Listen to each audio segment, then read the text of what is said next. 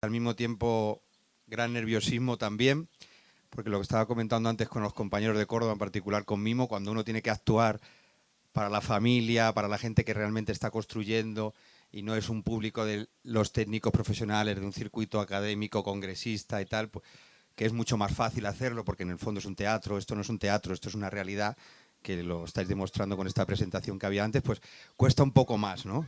Pero porque uno está más, bueno, digamos, el canal emocional lo tiene más abierto por eso, ¿no?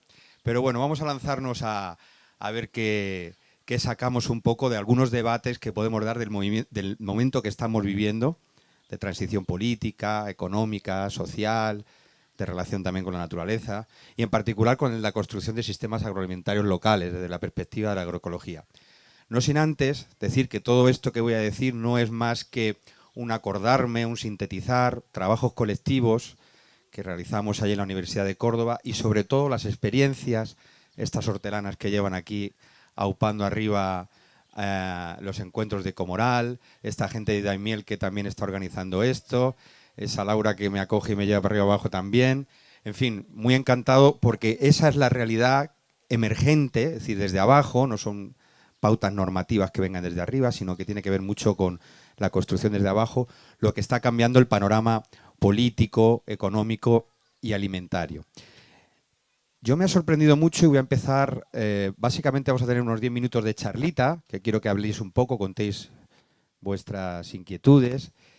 Luego hablaré yo más o menos unos 40 minutos de qué es eso de los nuevos sujetos políticos y qué papel juegan en él los grupos de consumo. Y a partir de ahí otra vez volvemos a abrir el debate hasta que la comida y el estómago nos indique lo contrario, ¿no? Entonces yo voy a empezar pidiendo que me contéis cosas.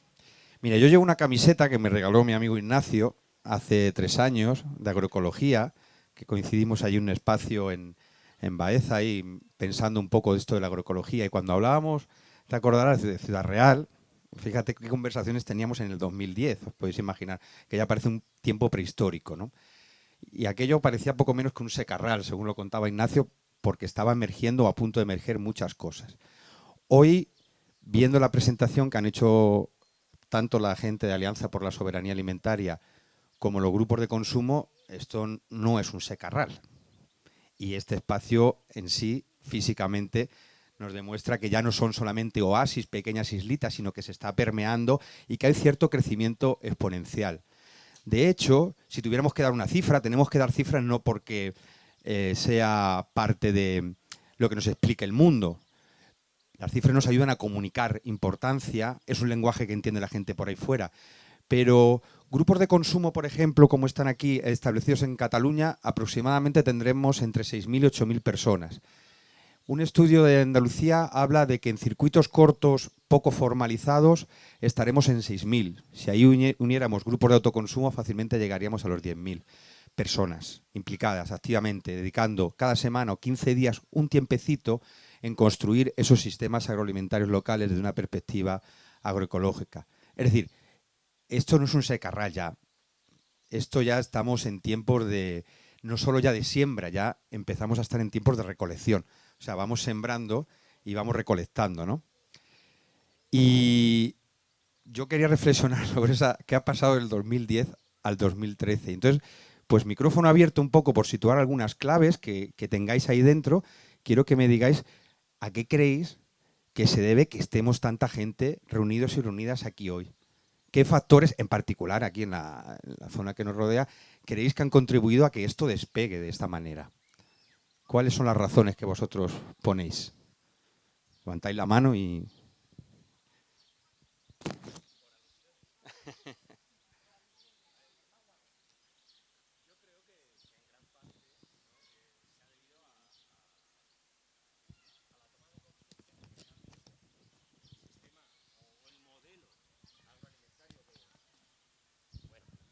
Gracias.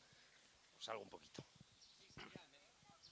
Que un poco el modelo o el sistema agroalimentario que teníamos provocaba insatisfacción. Insatisfacción tanto a los productores como a los consumidores. Y tomar conciencia de ese hecho y de que existen alternativas y son posibles y están en nuestra mano, yo creo que ha sido un poco el germen de todo esto.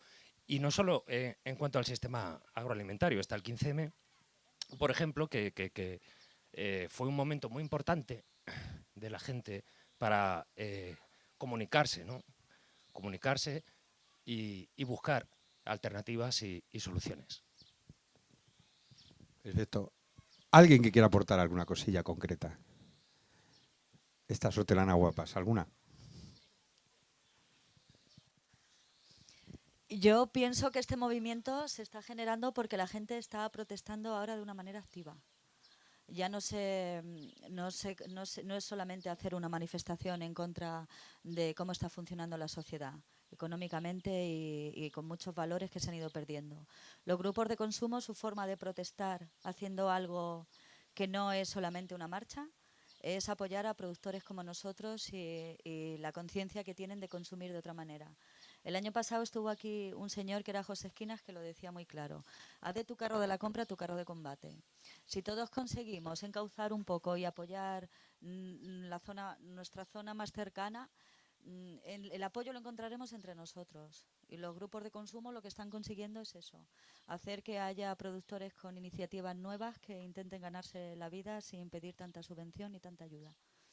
Entonces, ánimo por vuestra protesta y seguir protestando un montón. Toma de conciencia, movilización política, politización del consumo. Vamos dando algunas claves que yo creo que a lo mejor no voy a tener que dar ni la charla, ¿eh? O sea que ya directamente. Una persona por aquí y otra persona y ya empezamos por aquí. Yo solamente quería decir que, bueno, el por qué no es un secarral, yo creo que en nuestro grupo de consumo, por ejemplo, pues la unión de gente hace que nos demos fuerza, porque si yo estoy sola y yo pienso de una manera, pues no sirve de nada, pero sobre todo la unión de un grupo de gente, el facilitar encuentros como este, hace que la gente se anime, que vea otras alternativas, el facilitar encuentros como Peralvillo, que cada mes nos reunimos, pues hace que te animes y que no te encuentres sola y que, bueno, pues que continuemos trabajando, pero conjuntamente. Por eso pienso que no es un secarral Ciudad Real, ¿vale? No es un secarral y lo estamos viendo. Por aquí un compañero. Lalo. A ver, yo lo veo desde el punto de vista de Ciudad Real, capital, la confluencia que tuvimos cerca del 2010-2011 de mucha gente, y yo le doy dos explicaciones, ¿no? Por un lado, nos juntamos gente que ya estábamos de tiempo anterior, pues en los movimientos sociales, fuimos confluyendo pues con el crecimiento de cada uno de los grupos y ver la integralidad de muchas de las luchas, pues fuimos confluyendo poco a poco. Y luego también pienso que la crisis ha tenido que aportar bastante a esto, porque ha sido como que se ha desenmascarado el propio sistema, el que era capaz antes de, con la abundancia, digamos, acallar ciertas cosas. Ahora ya se ha caído todo la mentira que había, y se ve claramente cómo el sistema es incapaz de facilitar las cosas que necesitan las personas a todos los niveles, en la seguridad alimentaria y en otros ámbitos, ¿no? Entonces, curiosamente, en el 2011, 3 meses antes de que se produciese el fenómeno del 15M, ya habíamos confluido en lo que es el COL, muchas personas que veníamos de diferentes movimientos, cada uno a lo mejor más enfocado a una sola de las líneas, y decidimos darle la integralidad que necesita, las soluciones que necesita nuestro mundo y nuestra sociedad.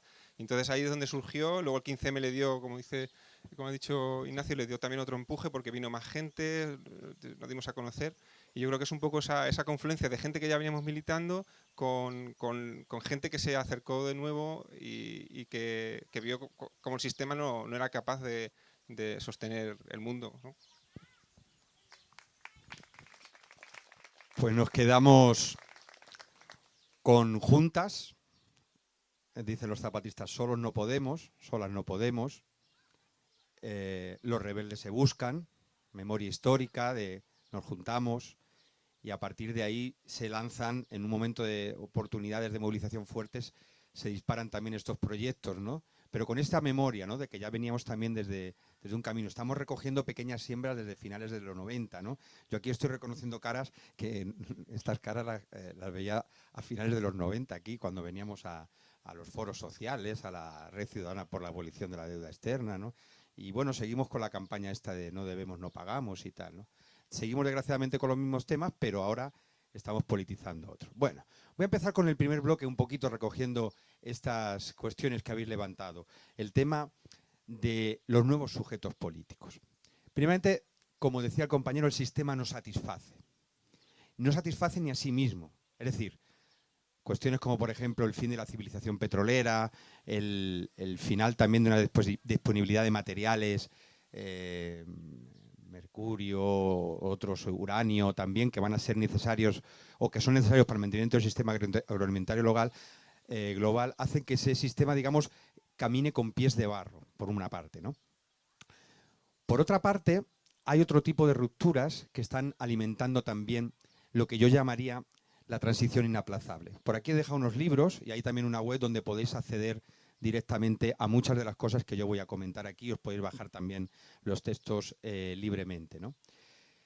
¿Por qué hablo de la transición inaplazable? Digo, porque hay 4 rupturas que hacen que el mundo, la vida, como la hemos vivido, o como la han vivido en los últimos 200, 300 años en los países centrales, no va a poder ser vivida. Va a tener que ser vivida de otra forma. ¿Cuáles son esas 4 rupturas que nos sitúan en la transición inaplazable?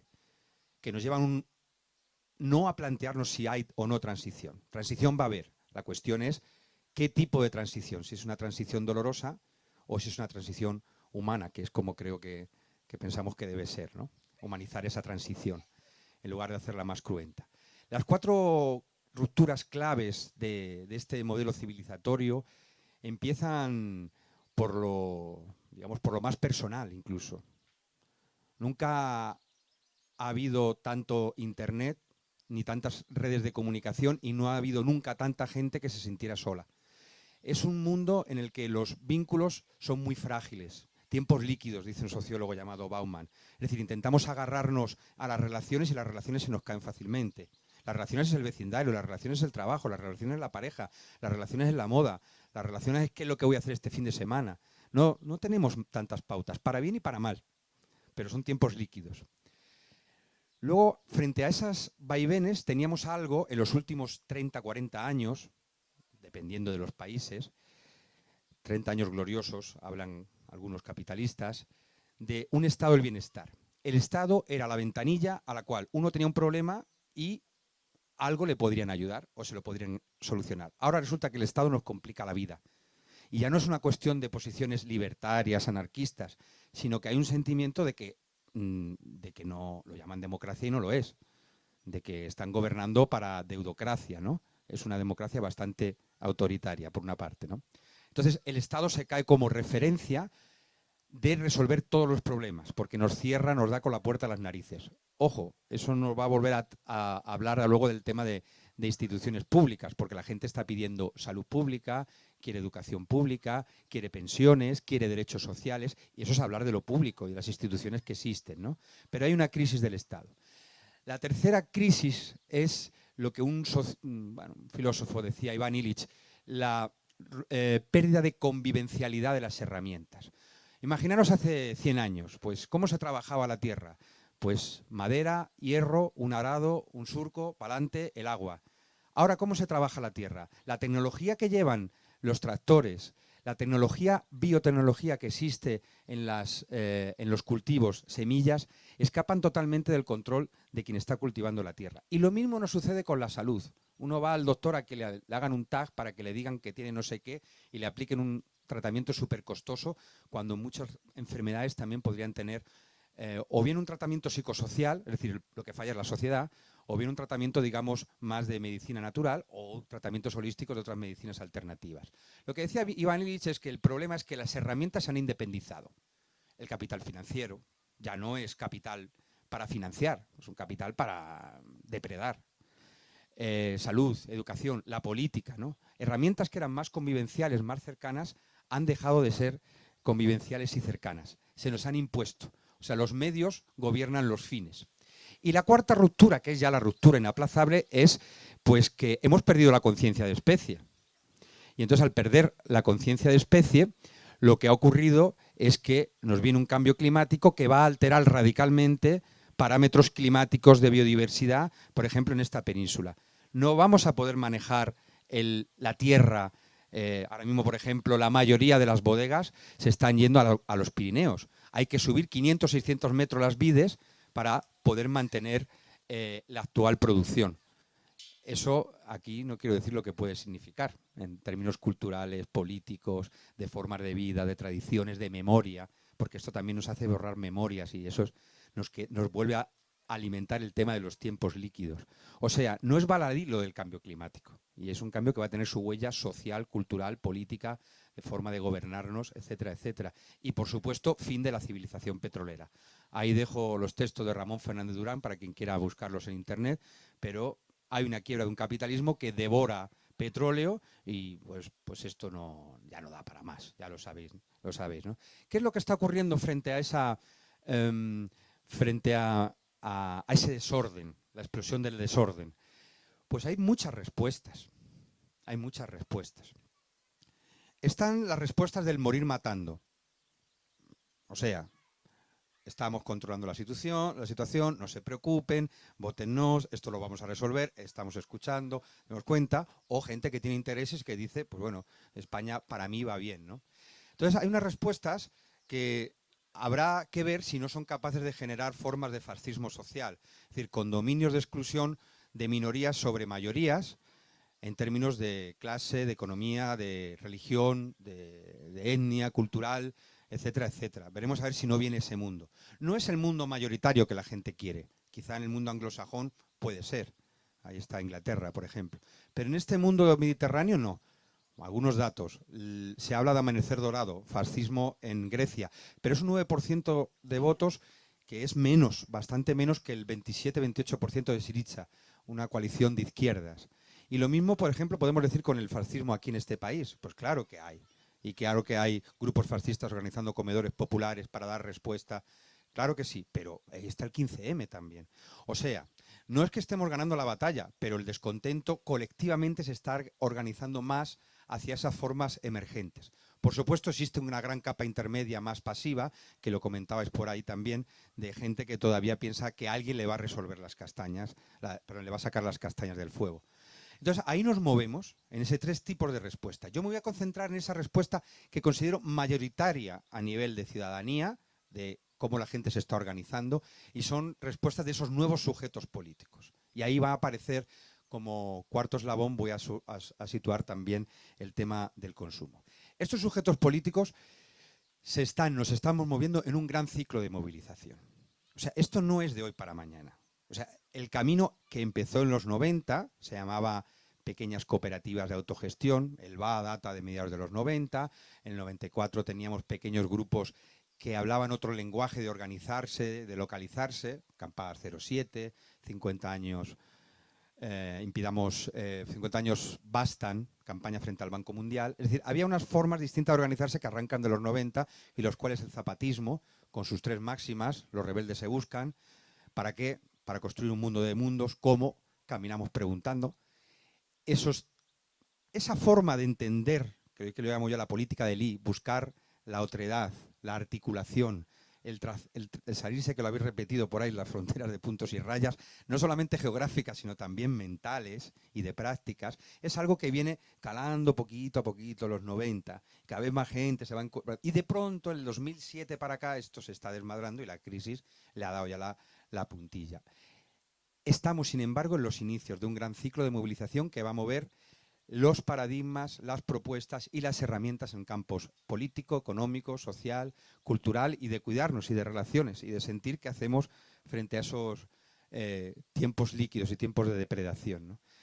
¿Cuáles son ejemplos de esos cuatro grandes sujetos, a mi entender? Pues el más notorio han sido todas estas mareas de protesta que viven del protagonismo social. O sea, no son grandes sindicatos, no son grandes instituciones ya establecidas, sino que son movimientos muy asamblearios, donde la democracia forma parte no solamente del discurso central, sino que es la hipersensibilidad frente al poder lo que da lugar a esos movimientos. O sea, el 15M se sienta a la calle porque no nos representan, queremos hablar, queremos organizarnos de nuestra manera. La marea verde pasa de sindicatos, se ponen las camisetas y decir, a ver, cada uno que se organice en su centro. O sea, las mareas de protesta y los 15Ms en general hablan de ese protagonismo social, de esa política del I, de lo que dicen los zapatistas. decían revolución o reforma, era un gran debate que había en los 60, los 70, y los zapatistas dicen, bueno, a ver, rebeldía.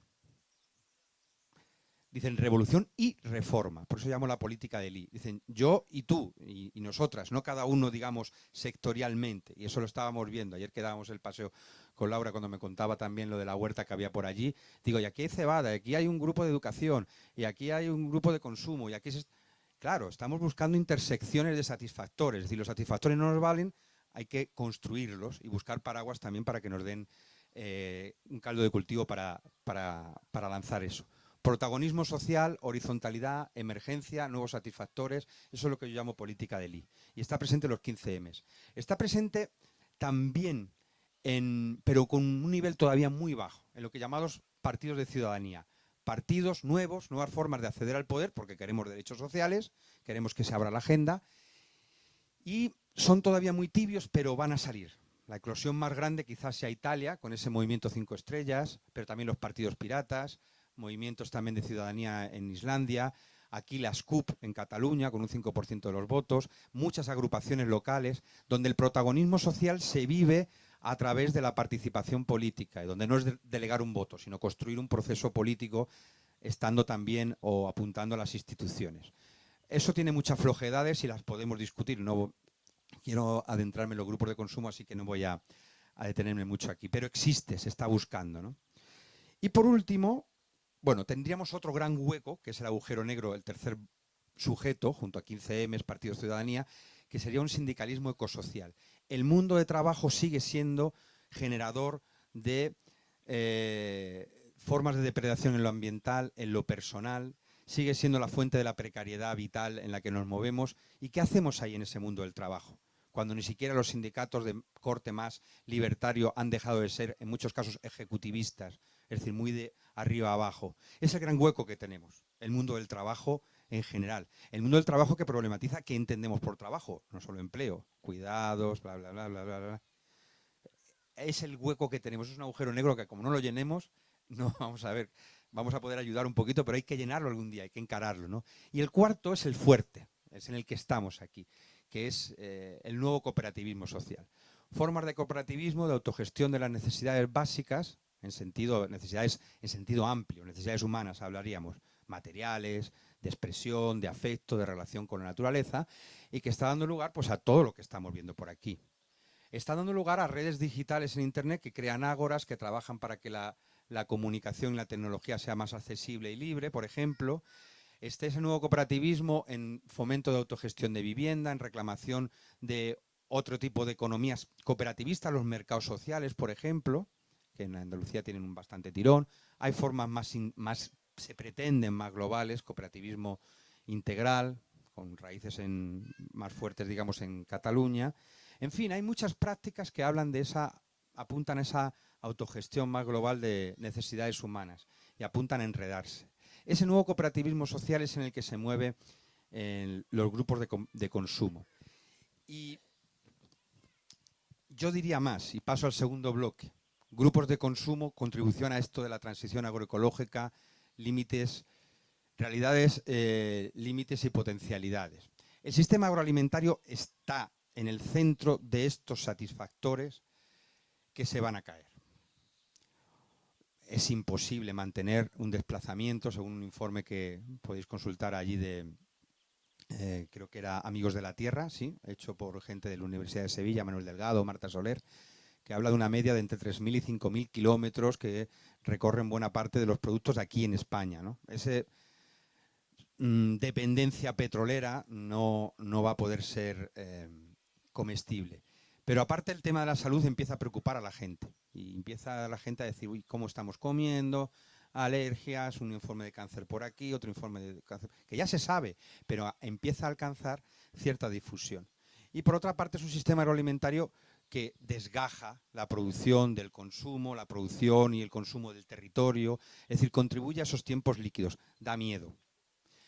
Hay dos grandes movimientos que se están alzando sobre ese satisfactor que se cae. Ojo, que se caiga no quiere decir que se caiga y vaya a venir algo mejor. Puede caerse y puede venir formas de exclusión radicalmente más cruentas. El caso de África subsahariana sería un ejemplo de transición dolorosa. O sea, exclusión total de cualquier acceso a las necesidades humanas, una participación, una vida digna y depredación total de los recursos. O sea, existen ejemplos. Y aquí esos hoyos esos huecos que no estamos llenando en términos de precariedad, inmigración, etcétera, están también entre esos agujeros negros que tenemos aquí. Pero como digo, hay dos grandes explosiones de descontento en el sistema agroalimentario. Por el lado del consumo está el miedo a comer. O sea, en sentido mayoritario, no es perspectiva agroecológica ni nada, es qué estamos comiendo, qué nos está pasando. Y ojo, miedo a comer y luego también miedo a que nos quedemos sin comida.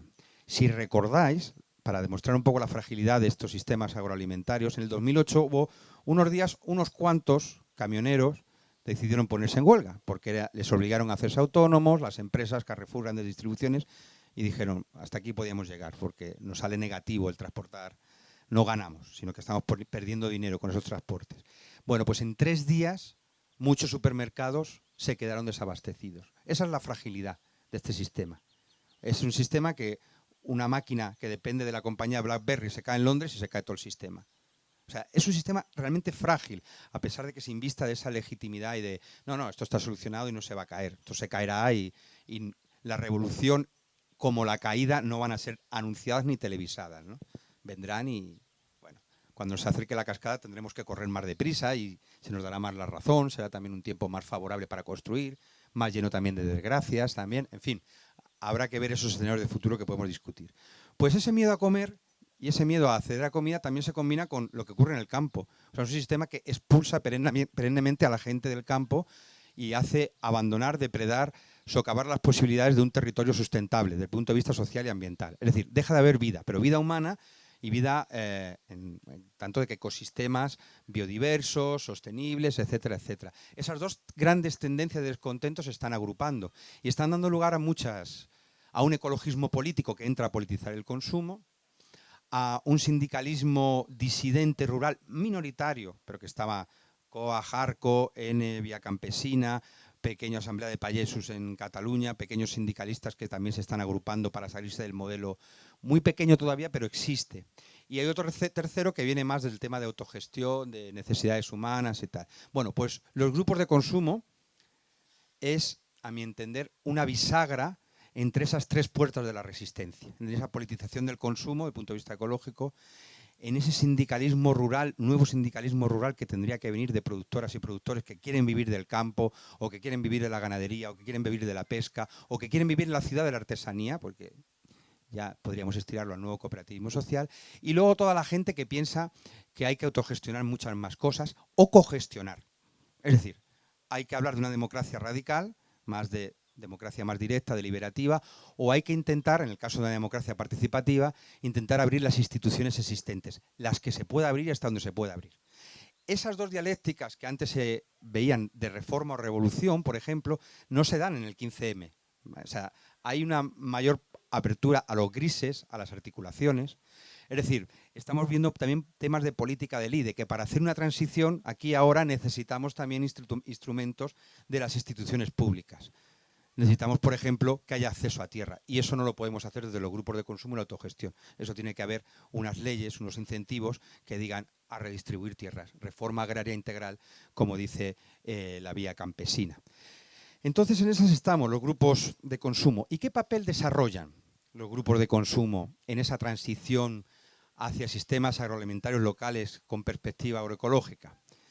Bueno, de ahí también salía un libro que sacábamos hace unos meses, Procesos hacia la soberanía alimentaria, y lo que vemos básicamente, después de radiografiar un poquito y hablar con la gente y tal, y decir, mira, hay 4 cosas básicas para que podamos construir esos sistemas que ya se están cobrando vida desde formas emergentes.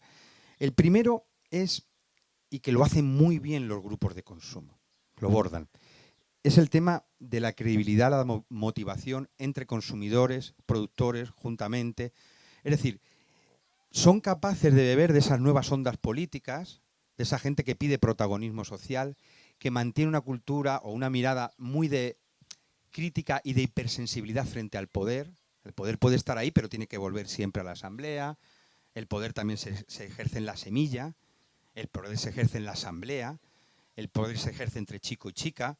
O sea, hay muchas formas de poder y hay que ser muy hipersensibles frente a él. No hay que ahora sacar el látigo y decir, Dios mío, qué mal lo hacemos todo y tal, porque sí, hacemos muchas cosas mal, pero ser conscientes y problematizarlos. Eso lo están haciendo muy bien y eso le da mucha credibilidad y motivación, porque la gente está la gente descontenta que quiere organizarse colectivamente para una transición humana, esa gente sí quiere ese tipo de protagonismo social en los sistemas agroalimentarios locales, ¿no? Entonces los grupos de consumo lo bordan para productores, lo bordan para consumidores, porque lo veis aquí, alguien viene y dice, esto es una realidad, no me estás invocando una teoría, una ideología cerrada, etcétera, etcétera. La segunda cuestión que también hacen muy bien, pero ahora ya hay más matices, es la segunda pata de la transición, la construcción de redes localizadas, redes micro.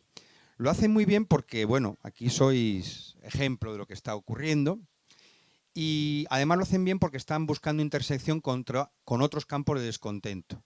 Educación, salud, mercados, comercialización, artesanía. No sé si el día de mañana estarán ahí con temas de partidos de ciudadanía o con un sindicato. No sé si podrán llegar a eso o si sea su objetivo o tengan que pasar por ahí.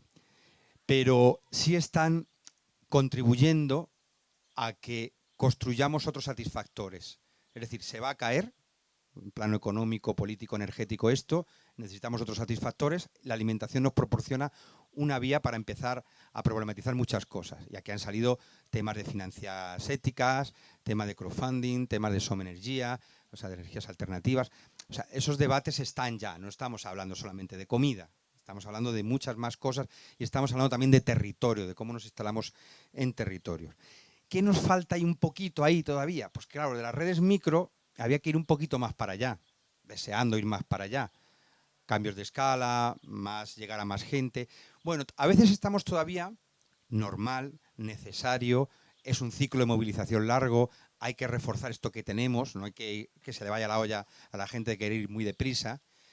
Necesitaríamos un poco pasar de necesidades sentidas, lo que yo siento, percibo que necesito, a necesidades más generales. Es decir, articular un poquito más las necesidades particulares, lo particular concreto, con cosas un poquito más que vayan más allá de lo que a mí directamente me benefician, ¿no? Porque los grupos de consumo no hablan de inmigración, por ejemplo, en la situación de los migrantes en este país. Entonces, ¿qué tipo de...? El peligro está que construyamos islitas confortables para gente con habilidades sociocomunitarias, por estudios, por tradición, por educación. Bueno, y tenemos que ir un poquito más para allá. Pero lo estamos haciendo muy bien. Yo estoy muy orgulloso, estoy muy contento de ver que lo que se está haciendo en pocos años, ¿no? Y el crecimiento exponencial. La tercera pata ya sería, vamos a ponernos a soñar un poco, cuencas de soberanía alimentaria. Espacios donde los sistemas agroalimentarios realmente fueran locales. No es consumo un poquito de lo local, sino sistemas agroalimentarios locales, a veces llamados también como circuitos cortos. ¿Lo estamos haciendo bien? Ya digo que lo estamos haciendo bastante bien. Los números de esas cantidades, que por decir entre 60.000 y 100.000 personas trabajando en eso, oye, eso es una cantidad respetable de gente dedicando esfuerzos y energía. Vale que no salen los telediarios. Bueno, ahora empieza a salir. El otro día salía hace 2 días el tema del consumo colaborativo. El telediario no da una medida de las cosas y además lo tergiversa todo.